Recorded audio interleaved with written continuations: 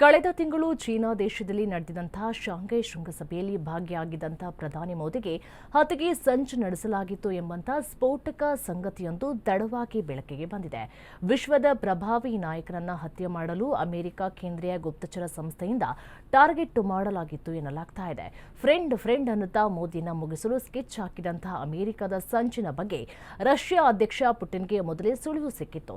ಸಭೆ ಬಳಿಕ ಮೋದಿಗಾಗಿ 10 ನಿಮಿಷ ಕಾದು ಕುಳಿತಿದ್ದಂತಹ ರಷ್ಯಾ ಅಧ್ಯಕ್ಷ ಮೋದಿ ಜೊತೆ ಮಾತುಕತೆಯನ್ನು ನಡೆಸುವಂತಹ ಮೂಲಕ ಮಿತ್ರ ಮೋದಿಯನ್ನ ಪ್ರಾಣ ಉಳಿಸಿದ್ದಾರೆ. ಏಷ್ಯಾದ ಪ್ರಮುಖ 2 ದೇಶಗಳು ಜೊತೆಗೂಡುವುದನ್ನು ಸಹಿಸಿದಂತಹ ಅಮೆರಿಕ ಮೋದಿ ಹತ್ಯೆಗೆ ಸಂಚನ್ನ ರೂಪಿಸಿದ ಅಂತ ಹೇಳಿ ವಿದೇಶಿ ಮಾಧ್ಯಮಗಳು ವರದಿಯನ್ನ ಮಾಡಿವೆ.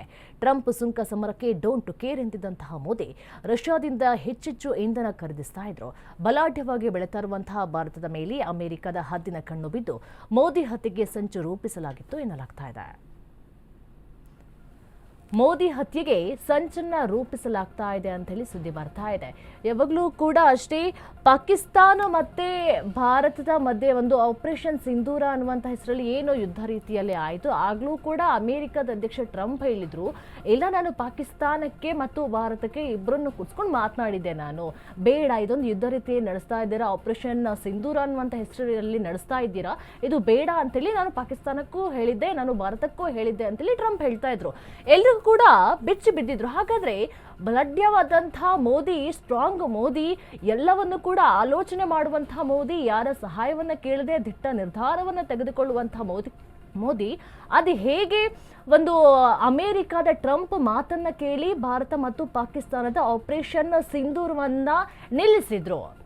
ಹೀಗಾಗಿ ಪ್ರಶ್ನೆ ಬರ್ತಾ ಇತ್ತು, ಮೋದಿ ಹೇಗೆ ಅದಕ್ಕೆ ಒಪ್ಕೊಂಡ್ರು ಅಂತೇಳಿ. ಆಗ ಭಾರತ ಸಂಸ್ಥೆ ಒಂದು ಘೋಷಣೆ ಮಾಡುತ್ತೆ, ಇಲ್ಲ ನಾವು ಅಮೆರಿಕ ಹೇಳಿದ್ರಿಂದ ಕೇಳಲಿಲ್ಲ, ಅಮೆರಿಕ ಯಾರೋ ಟ್ರಂಪ್ ಹೇಳಿದ್ರು, ಅಧ್ಯಕ್ಷ ಹೇಳಿದ್ರು ಅಂತ ಹೇಳಿ ನಾವು ಕೇಳಲಿಲ್ಲ, ನಮಗೂ ಕೂಡ ಬುದ್ಧಿ ಇದೆ, ನಾವು ಭಾರತ ಮತ್ತು ಪಾಕಿಸ್ತಾನ ಜೊತೆಗೂಡಿ ಮಾತನಾಡಿ ಆಪರೇಷನ್ ಸಿಂಧೂರಕ್ಕೆ ಬ್ರೇಕ್ ಹಾಕಿದ್ವಿ ಅಂತಲೂ ಕೂಡ ಭಾರತ ಸಂಸ್ಥೆ ಹೇಳಿತ್ತು. ಆದರೆ ಟ್ರಂಪ್ ಏನು ಹೇಳ್ತಾ ಇತ್ತು ಅಂತ ಹೇಳಿದ್ರೆ, ಇಲ್ಲ ಪಾಕಿಸ್ತಾನ ಮತ್ತು ಭಾರತಕ್ಕೆ ಹೇಳಿದ್ದೆ ನಾನು, ಏನು ಆಪರೇಷನ್ ಸಿಂಧೂರ ಮಾಡ್ತಾ ಇದ್ದಾರೆ ಅದನ್ನು ನಿಲ್ಲಿಸಿ ಅಂತ ಹೇಳಿದ್ದೆ ನಾನು ಅಂತ ಹೇಳಿ ಟ್ರಂಪ್ ಹೇಳ್ತಾ ಇದ್ರು. ಈಗ ನೋಡಿದ್ರೆ ಈಗ ರಷ್ಯಾದಿಂದ ನಾವು ತೈಲವನ್ನ ಖರೀದಿ ಮಾಡ್ತಾ ಇದ್ದೇವೆ. ಯಾಕೆ ತೈಲವನ್ನ ಖರೀದಿ ಮಾಡ್ತಿದ್ದೀವಿ ಅಂತ ಹೇಳಿದ್ರೆ ಅಲ್ಲಿ ಕಡಿಮೆ ಬೆಲೆಗೆ ಸಿಗುತ್ತೆ. ಈಗ ನೋಡ್ತಾ ಇರಬಹುದು, ಪೆಟ್ರೋಲ್ ಡೀಸೆಲ್ ಬೆಲೆ 102 ರೂಪಾಯಿ, 92 ರೂಪಾಯಿ, ಈ ಥರ ರೀತಿಯಲ್ಲಾಗಿದೆ. ಹೆಚ್ಚು ಅಂದರೆ ಇದು ಹೆಚ್ಚು ಹೋಗಲ್ಲ, ಕಡಿಮೆನೂ ಹೋಗಲ್ಲ. ಯಾಕೆ ಅಂತ ಹೇಳಿದ್ರೆ ನಾವು ರಷ್ಯಾದಿಂದಲೇ ಕಡಿಮೆ ಬೆಲೆಯಲ್ಲಿ ಅದನ್ನು ಖರೀದಿ ಮಾಡ್ತಿರೋದ್ರಿಂದ ಇಲ್ಲಿ ಬೆಲೆ ಏರಿಕೆ ಕೂಡ ಮಾಡೋದಿಲ್ಲ.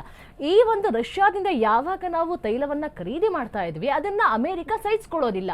ಯಾಕೆ ಅವರಿಂದ ಖರೀದಿ ಮಾಡ್ತಿದೆ ಅಂತ ಹೇಳಿ ಕೂಡ ಟ್ರಂಪ್ ಹೇಳಿದ್ರು. ಯಾಕೆ ಅವರಿಂದ ಖರೀದಿ ಮಾಡ್ತಾ ಇದ್ದಾರೆ, ಬೇಡ ಅಂತ ಹೇಳಿ ಕೂಡ ಹೇಳಿದ್ರು. ಇದನ್ನ ಸಹಿಸ್ಕೊಳ್ತಾ ಇಲ್ಲ. ರಷ್ಯಾ ಮತ್ತು ಭಾರತ ಯಾವಾಗ ಚೆನ್ನಾಗಿರುತ್ತೆ, ಇಲ್ಲಿ ನಮ್ಮ ಬೇಳೆ ಬೇಯಿಸ್ಕೊಳ್ಳೋದಿಲ್ಲ ಅಂತ ಹೇಳ್ಬಿಟ್ಟು ಈಗ ಟ್ರಂಪ್ ಅವರಿಬ್ರು ಮಧ್ಯೆ ಏನಾದ್ರೂ ಒಂದು ಸಮರವನ್ನ ತರಬೇಕು ಅಂತೇಳಿ ಈ ರೀತಿಯಾಗಿ ಕೂಡ ಯೋಚನೆ ಮಾಡ್ತಾ ಇದೆ. ಇನ್ನ ಅಮೆರಿಕದಲ್ಲಿ ಹಾಲು ಖರೀದಿ ಮಾಡ್ಕೊಳ್ಳಿ, ಅಮೆರಿಕದಿಂದ ಹಾಲನ್ನ ಭಾರತಕ್ಕೆ ರಫ್ತು ಮಾಡ್ಕೊಳ್ಳಿ ಅಂತ ಹೇಳಿ ಕೂಡ ಟ್ರಂಪ್ ಹೇಳಿದ್ರು. ಯಾಕೆ ಅಂತ ಹೇಳಿದ್ರೆ ಅಮೆರಿಕದಲ್ಲಿ ಕಡಿಮೆ ಬೆಲೆ ಸಿಗುತ್ತೆ, ಆದರೆ ಭಾರತದ